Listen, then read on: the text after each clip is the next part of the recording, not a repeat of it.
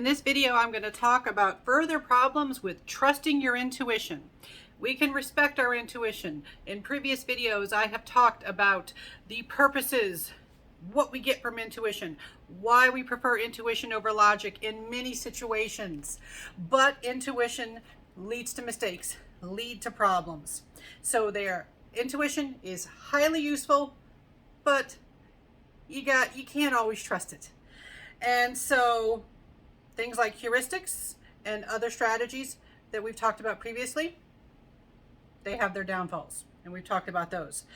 In addition, we need to talk about 3 particular types of bias that come about in our human style of thinking. They are normal, we all do them, but they cause problems.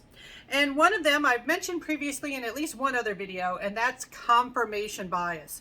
Oh boy, human beings are so likely to engage in confirmation bias. We like things that make us seem right. We search for evidence that confirms what we already think to be true. What we already believe, we ignore evidence that contradicts our beliefs. People are really likely to do this. This is why when I teach research methods and talk about the scientific method, I talk about the importance of having the scientific method, which is not a confirmational strategy, it's a disconfirmational strategy. With the scientific method, we actually try to find evidence that we're wrong. And if you don't know the details on that, take a class on research methods. All right, so confirmation bias. We like to look for the stuff that makes us seem right. This leads to us hanging around with people that are similar to us, only watching or reading news sources that fit with our worldview. There's a lot of people in the United States right now that only get their news from a single source, and often a source that very closely matches with their political, philosophical beliefs in alignment. When we do this, we tend not to hear any of the news, the evidence, the facts that don't match with how we see the world, how we view the world. A lot of people don't hang around with people who are that much different than them, or they don't follow people that are very different from them on social media.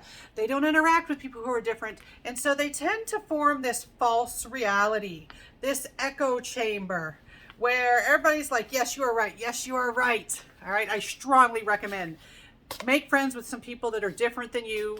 Follow people on social media who are different than you. It'll do great things for your worldview. All right. And so what are some examples of confirmation bias at work?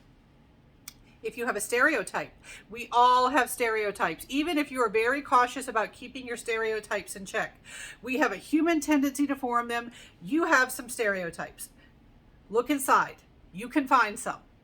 When you see someone acting in accordance with your stereotype, you notice that. You store that away as evidence. It might even be readily available to use your availability heuristic. All right. If you see someone being an exception to your stereotype, you will either not notice that, or you will put it in a different category. Like you'll say, oh, that's an exception. They're one of the good ones. They're different. Everybody else in that category, they fit with my stereotype. We do this a lot.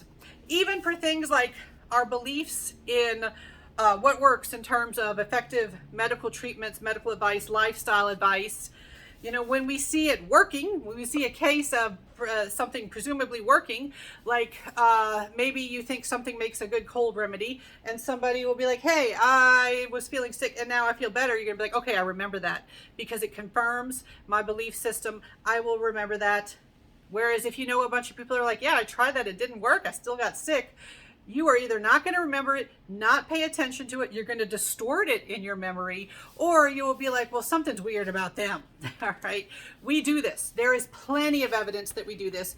We as human beings, we engage in confirmation bias. All right. So since you know you have a tendency to do this, be mindful of your tendency to do this. Anyone who wants to go into science, and psychology is a science, it is a social science. If you want to go into a science, you're going to have to keep your confirmation bias in check. you have certain hypotheses that you want to be correct. You have to go by the data. You can't go by what you want to be correct. All right, now, what are some other biases that cause problems for us? Hindsight bias. All right, so this is where something's already happened and you assume that, well, you could have predicted that it was going to happen. It's when you believe you could have predicted an outcome, but only after you know what would happen. You know, like maybe after an election. Well, obviously that person was going to win. Well, was it obvious, or is it only obvious now that you know the outcome? You know, a sports event, anything, somebody not getting a job. Well, I knew they weren't going to get the job. I knew they weren't going to last as a couple. Did you really? Or did you only become certain in that after it became truth, after it became fact? We do this a lot. You know, we often will say, well, anybody could have seen that coming, but if we would have asked you beforehand, you wouldn't have been as certain, and you might not even have suspected that that outcome was coming to pass.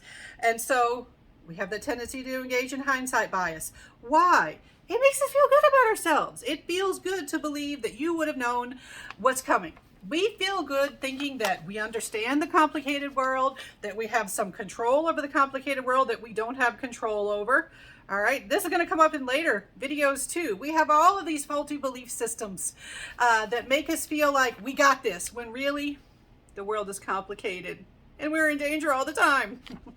All right, not to get negative. Speaking of negativity, another bias that we got to watch out for is the negativity bias.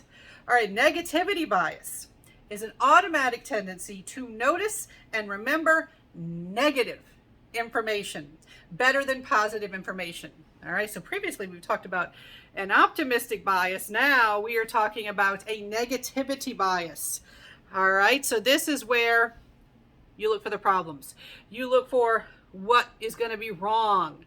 All right, can this be problematic? Well, sometimes you're going to focus too much on the negative stuff and not see the benefits, the possible benefits of whatever it is that you are evaluating. We have tendencies as human beings to think in ways that don't necessarily match with reality. They match with our tendencies, they match with our inclinations, they match with our biases. And so, think about your own biases. See if you can keep them in check. Catch yourself. Because if you want to look for examples of all of these, you need to look no further than yourself. If you observe yourself close enough, you can find examples of you engaging in all of these biases and all of these thinking styles that we've talked about when we talked about social cognition. All right, we are flawed thinkers, but we're in charge of a lot of things.